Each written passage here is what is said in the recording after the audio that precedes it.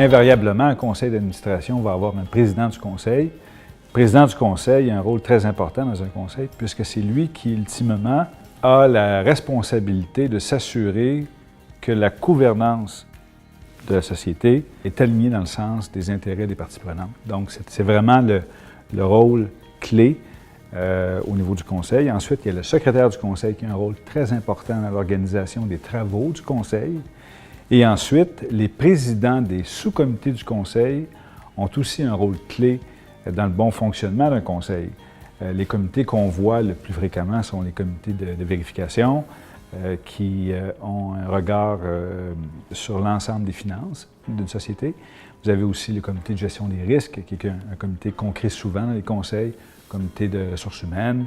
Bref, il y a des comités spéciaux qui sont nommés à l'occasion lorsqu'il y a des circonstances qui le justifient, comme par exemple des transactions.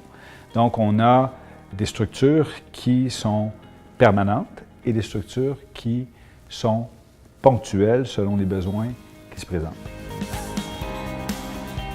En fait, il n'y a pas de normes fixes, il n'y a pas de règles pour établir le nombre d'administrateurs qu'on doit avoir sur un conseil.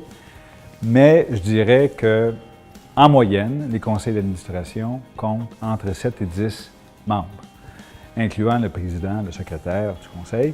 Il faut essayer de choisir entre la profondeur de l'équipe et l'efficacité.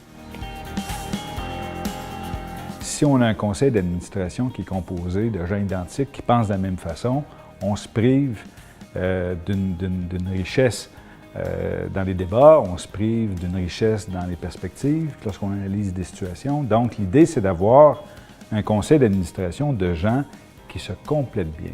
Donc, des gens qui ont des formations complémentaires, des expertises complémentaires et même une perspective sur les choses qui est différente de celle des autres, comme par exemple les jeunes vont voir les choses un peu différemment des gens qui sont plus expérimentés.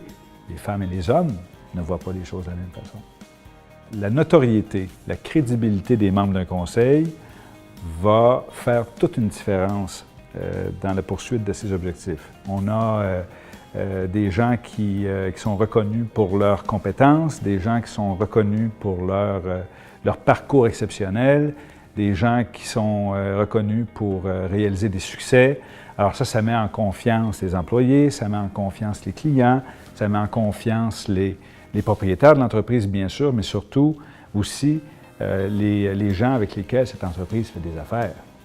Contribution clé d'un conseil d'administration, être capable de prendre le téléphone et d'arriver rapidement dans les réseaux, de pouvoir contourner les obstacles, c'est une compétence essentielle dans un conseil d'administration.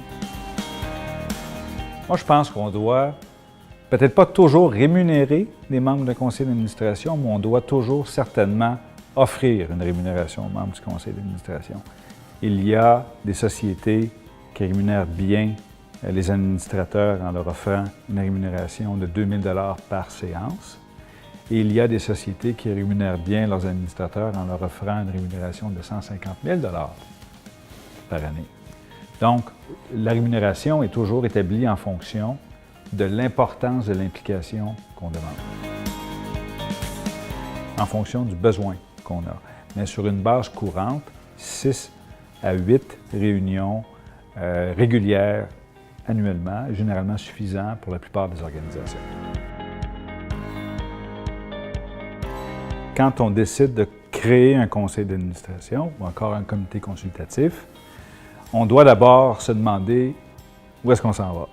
Ensuite, s'interroger sur ce qui nous manque dans l'organisation pour y aller, quels seraient les atouts additionnels qu'on pourrait aller chercher pour réaliser notre vision et choisir des personnes qui vont nous permettre de compléter l'équipe interne de l'entreprise. Et ensuite, si on voit tout ça comme une montagne insurmontable, bien, il y a des organismes qui sont excellents. Il y a des organismes sans but lucratif, il y a des consultants qui font ça et il y a des gens extrêmement compétents au Québec pour accompagner les gens dans l'établissement d'un bon conseil d'administration.